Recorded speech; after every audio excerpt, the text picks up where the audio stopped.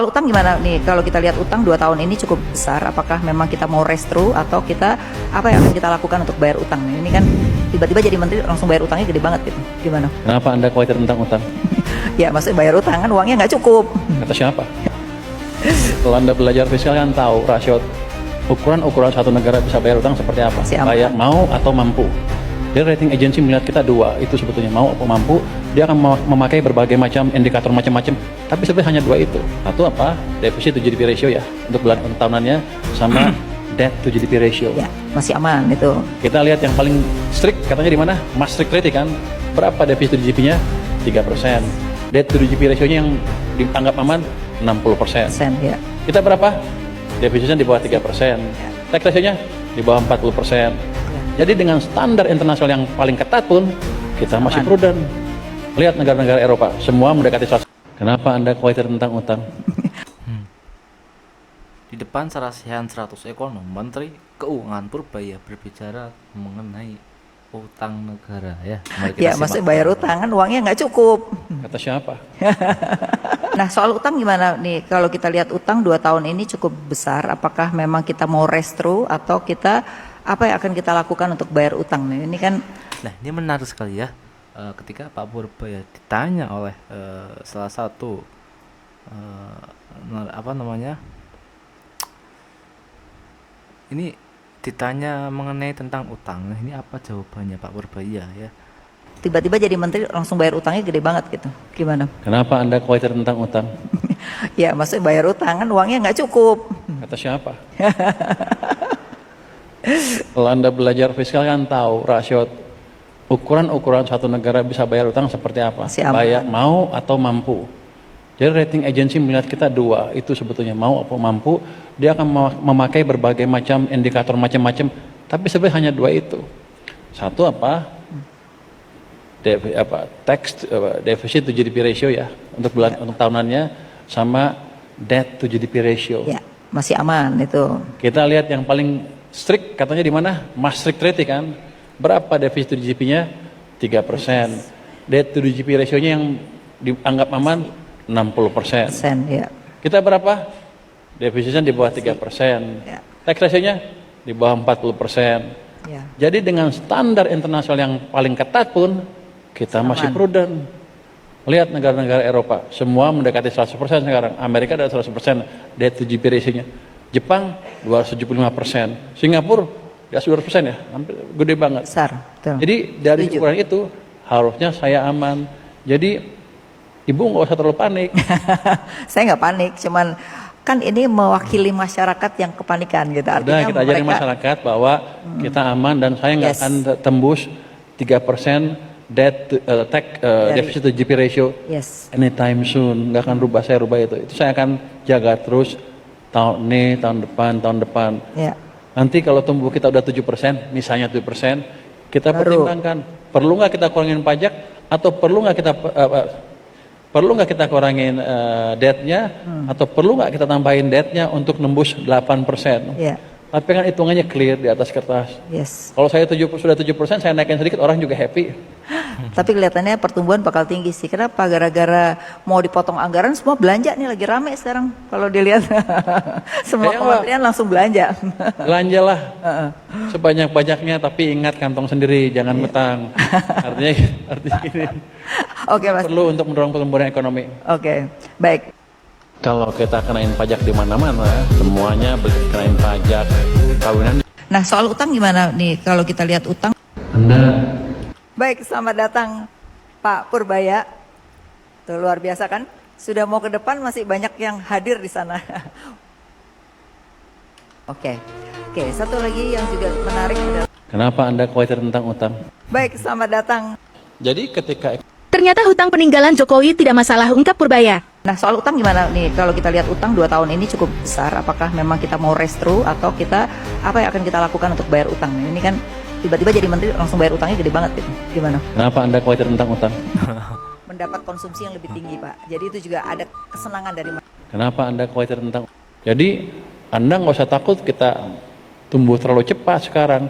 Justru kita harus tumbuh lebih cepat supaya kita semua bisa kaya bersama. Iya, terima kasih. Jadi Momen Menteri Keuangan Purbaya Yudi Sadewa mencuri perhatian publik saat melontarkan candaan kepada seorang dosen ekonomi dari Universitas Jember agar sang dosen membuka lagi bukunya. Anda dosen bukan?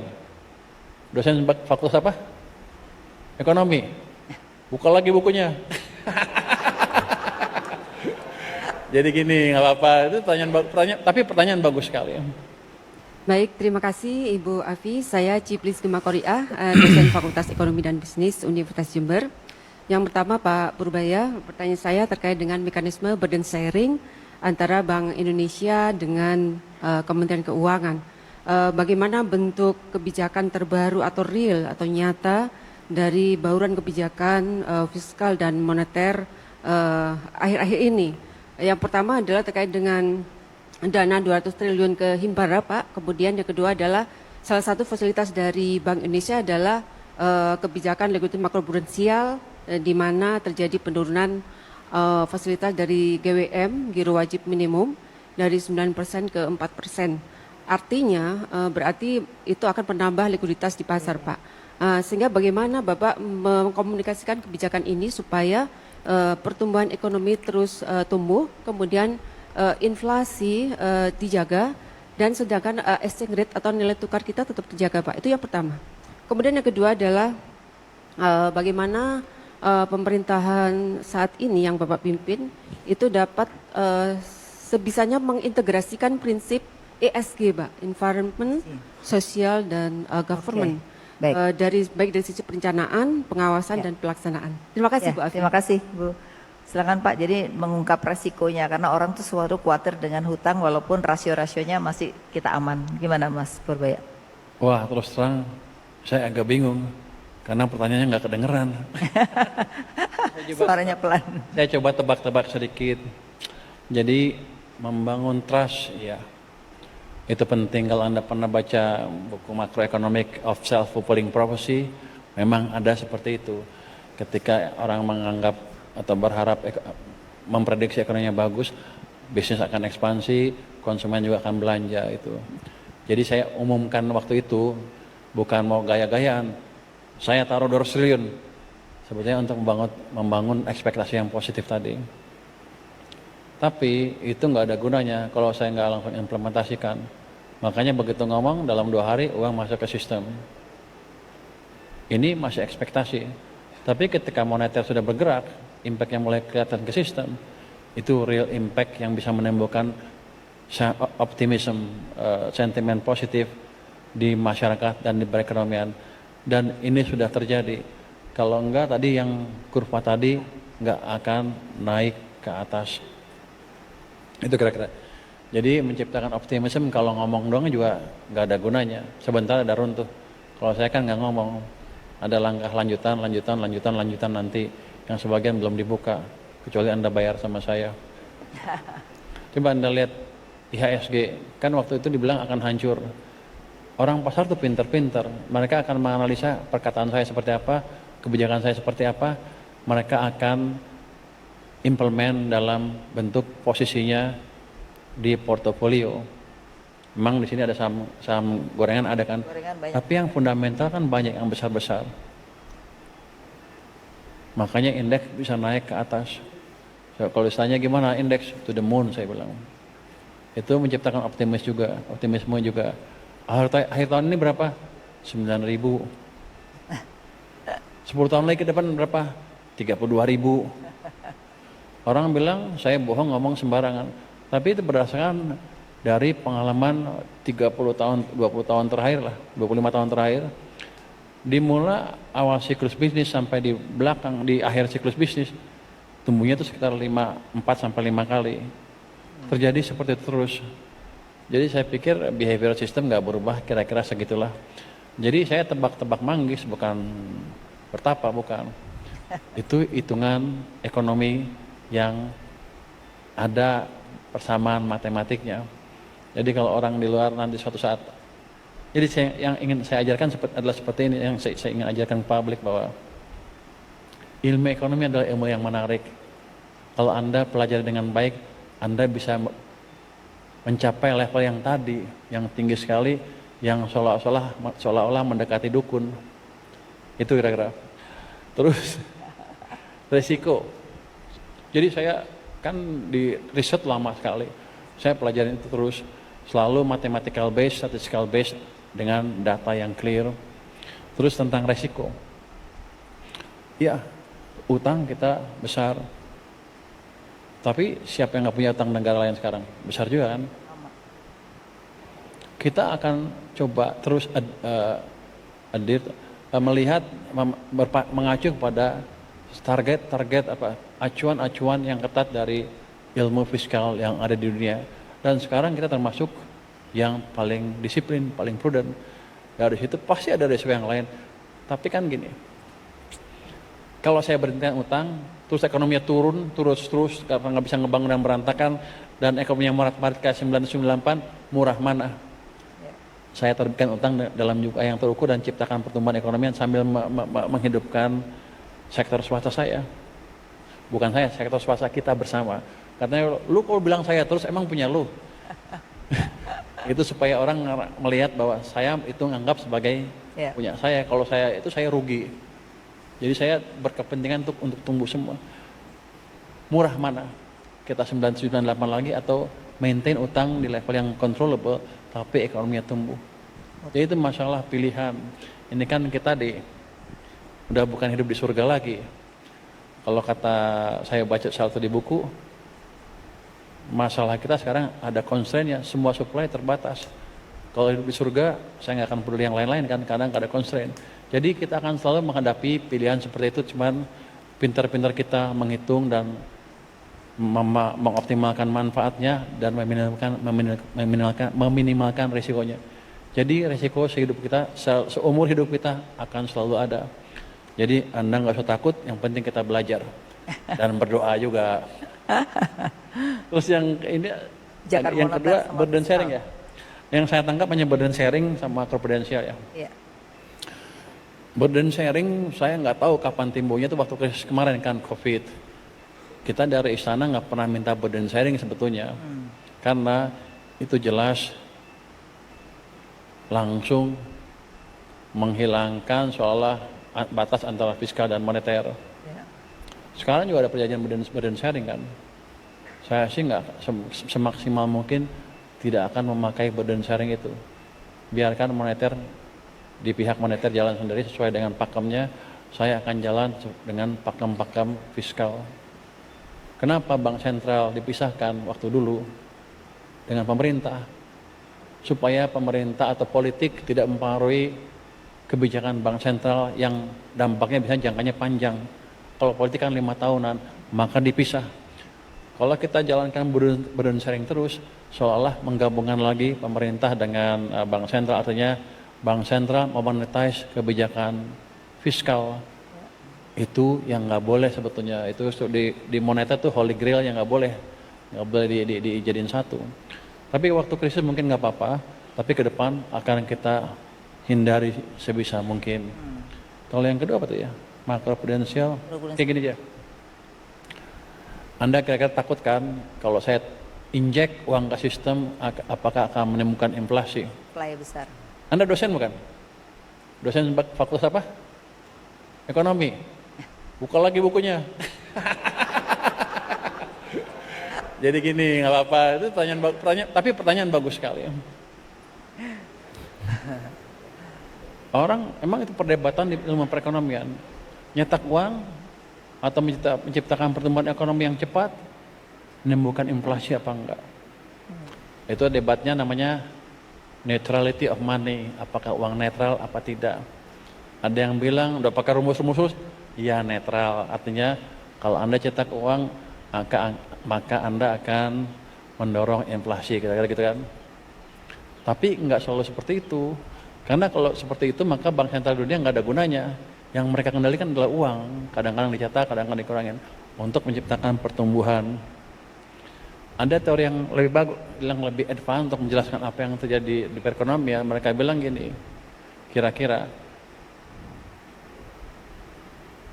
demand full inflation tidak akan terjadi ketika laju pertumbuhan ekonomi Anda berada di bawah laju pertumbuhan ekonomi potensialnya. Indonesia berapa? Kalau kata orang-orang 5, Kalau kata saya nggak cukup. Kalau 5 itu tidak cukup untuk menyerap usia tenaga kerja yang masuk usia kerja setiap tahun. Sekarang 5, kenapa penganggurannya turun? Karena kerjanya informal kan. Desain ekonomi nggak seperti itu. Kita nggak mau warga negara kita kerjanya di informal. Kalau bisa semuanya kaya di sektor formal. Jadi kita harus ciptakan pertumbuhan yang lebih cepat. Hitung-hitungannya berapa? Jadi potensial growth-nya. Untuk sekarang mungkin 6,7%. Jadi kita harus tumbuh di situ. Apa tuh? Nilainya 10. Nilainya 10 katanya. Harus tumbuh di sekitar di 6,7 minimal untuk menyerap tenaga kerja yang masuki usia kerja di sektor formal. Jadi saya bukan bicara tenaga kerja yang kurang terjamin masa depannya. Kita ngomong yang sektor formal yang terjamin masa depannya. Kayak gitu. Nanti kalau pertumbuhan ekonomi di atas sana dalam beberapa tahun baru timbul apa yang disebut demand pull inflation. Kalau sekarang terlalu dini, karena selalu setelah krisis kita nggak pernah tumbuh 6,5%. Jadi banyak tenaga kerja kita yang masih nganggur atau kerja pun di sektor informal, bahkan sarjana loh, banyak yang seperti itu. Jadi Anda nggak usah takut kita tumbuh terlalu cepat sekarang, justru kita harus tumbuh lebih cepat supaya kita semua bisa kaya bersama. Iya, terima kasih. Oke, terima kasih teman-teman semuanya. Itu tadi apa yang dikatakan oleh Pak Purbaya, menarik sekali ya, bahwasanya beliau itu berharap ya mengajak kita semua untuk kaya bersama-sama ya. Mungkin tugas kita sebagai rakyat, kita mendukung apa yang itu kebijakan yang positif ya, kita dukung. Dan apa namanya, tugas mereka ya biar mereka yang kerjakan ya, karena untuk memikirkan hal-hal seperti ini kita butuh ahli-ahli yang khusus ya. Kalau kita bukan ahlinya, kita berbicara seperti itu ya, gimana ya, orang ikan disuruh terbang itu kan nggak masuk akal teman-teman ya. Nah, jadi kita sebagai warga rakyat ya, apa yang kita bisa analisa mengenai kerja pemerintah, sekiranya itu positif atau tidaknya ya, kita harus mengkritiknya. Tapi ketika kita mau berbicara mengenai hal tersebut yang belum kita ketahui ya, biarkan mereka yang berbicara teman-teman ya. Jadi itu mungkin dari ranah ekonomi, seperti apa yang dikatakan Pak Purbaya dan para pakar-pakar ekonomi itu, mereka mengadakan cara sehat di situ. Ini luar biasa, menarik sekali ya adanya diskusi yang seperti ini. Artinya dari segi Pak Purbaya sendiri ini tidak minim pengetahuan teman-teman ya, tidak minim wawasan. Artinya beliau terbuka sekali untuk mengajak para ekonom untuk berdiskusi teman-teman ya. Oke, itu saja ya. Biarkan mereka yang mengurus negara kita ini mau dibawa kemana ya, terkait ekonomi Indonesia ya. Jadi artinya memang sangat berat sekali ya, kemarin COVID itu terjadinya krisis, dan sekarang untuk merangkak, untuk melaju pertumbuhan ekonominya ya. Mungkin apa yang dikatakan Pak Purbaya itu benar sekali ya, karena ada beberapa sarjana-sarjana yang memang masih pengangguran dan sebagainya ya. Ini menjadi realita yang ada di Indonesia. Nah ini PR beliau dan teman-temannya di kabinet untuk menuju Indonesia yang negara yang maju itu harus dibutuhkan perjuangan teman-teman ya. Menarik sekali ya. Sekarang ini kita mempunyai Menteri Keuangan yang terbuka sekali ya, cepat-cepos ya ini. Bagaimana tanggapan kalian? Kalian bisa berdiskusi atau mempunyai pandangan lain ya, silahkan. Kalau mau berbicara ya di bawah ranah kita teman-teman ya. Kalau untuk untuk ngomong berbicara yang lebih tinggi itu ya, itu tugas mereka saja. Kita serahkan kepada mereka karena mereka yang digaji ya. Bagaimana tanggapan kalian? Silakan kalian bisa tulis di kolom komentar. Sekian dari saya. Assalamualaikum warahmatullahi wabarakatuh.